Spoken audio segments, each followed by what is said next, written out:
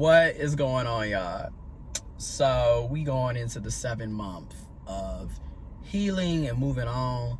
And something that I started realizing just looking at everybody's posts, whether it's on Threads, Blue Sky, YouTube, Instagram, in real life, people you know. I'm just gonna call a thing a thing. What it all boils down to, especially if you are dealing with cisgender men and that's who you are trying to talk to in a romantic relationship, or that's who you are attracted to, and it can be said about all of us, intersex men, trans men, and cisgendered men. But there are men out here who they want to give the bare minimum, yet expecting you to go above and beyond for them. They're never going to do that for you.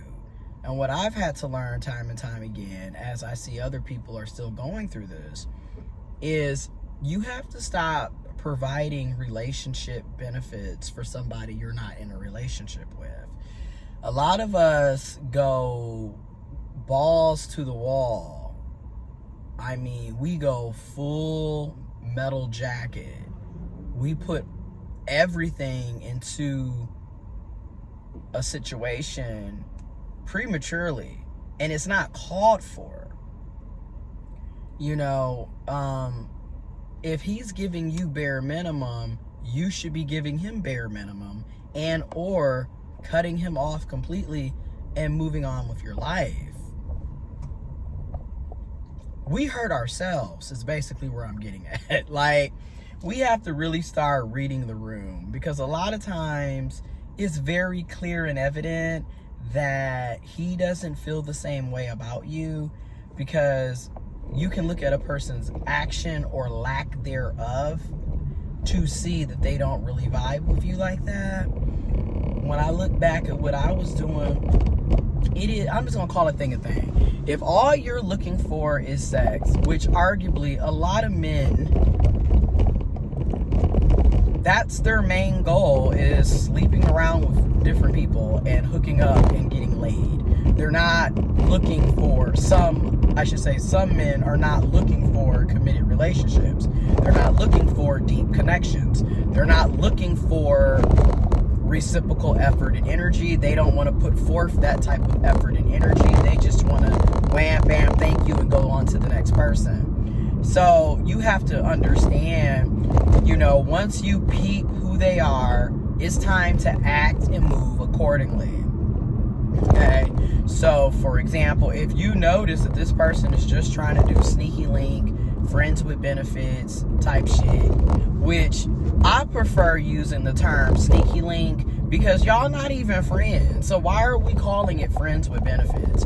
Because a friendship is an actual relationship dynamic. It's not just you hooking up and then that's the only time they hit you up.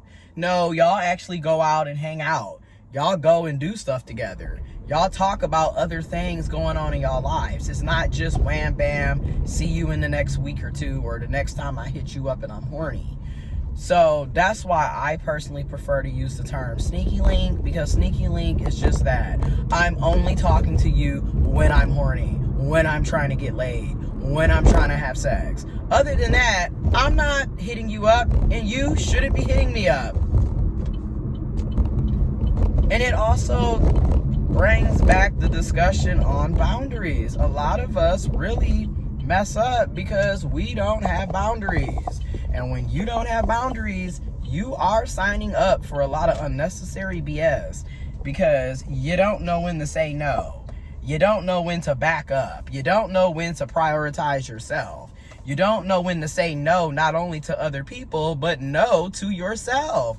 Y'all think I just be coming on here rambling, but it's the truth. It's like, if only time homie puts in effort is when it's super late and he can hit you up to have a Netflix and chill, but he can't never hit you up to say, hey, you know, in 2 weeks, this Saturday, be ready by 8.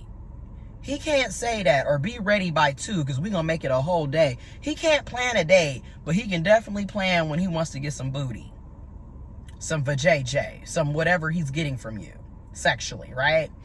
When it comes to sex, he can put in effort for that, but he can't put in effort for anything else. Okay, once you are seeing that, and it is a repeated cycle, it is a pattern of behavior, it is up to you to say, nope, I don't want to do this. I want more, so I'm going to stop dealing with you.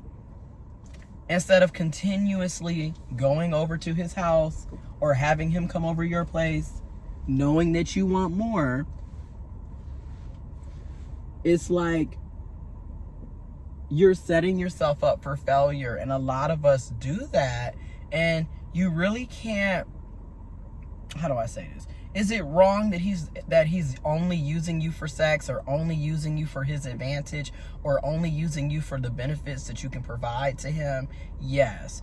It's predatory, it's trashy behavior. Let's just call a thing a thing. He's a user and he's full of shit. And at the same time, can you really blame somebody for taking more and more when you keep giving it out? At some point, you have to control you. You're the one that keeps going over there. You're the one that keeps entertaining shit that doesn't serve you. So I had to wake up and also take accountability. So once again, once you peep that you want, a committed relationship, you want to go on dates, you want to move forward, you want a actual partner, then you need to stop entertaining people that are only providing sex. Only providing surface level bare minimum shit. Now, if you also enjoy the sex and the sex is good, that's great. But recognize that this is all it's ever going to be, which means there's no point in trying to hang out with them. For what?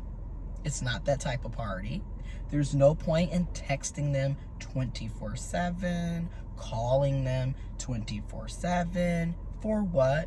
This isn't that type of party. A lot of us end up emotionally investing and getting emotionally attached because we keep putting in more energy than we are receiving. We keep putting in more energy that's actually required to maintain the level of connection that he is looking for. If all he wants is hookups, you don't need to be talking to each other every day. You don't even need to see each other. Quite frankly, y'all can hit each other up when it's time to hook up. Or y'all can hit each other up when you're thinking about getting laid and plan that hookup session. Other than that, there's no point for the good mornings and the good afternoons and the hey, how are you doing shit. Again, the fake emotional connections that aren't real, and then being surprised that people are hurt later, it's because we keep putting ourselves in these situations. I'm just being real, y'all. Anyways, let me know, right? Because I'm literally, today is August 6th, and August 9th will mark 7 months of me healing.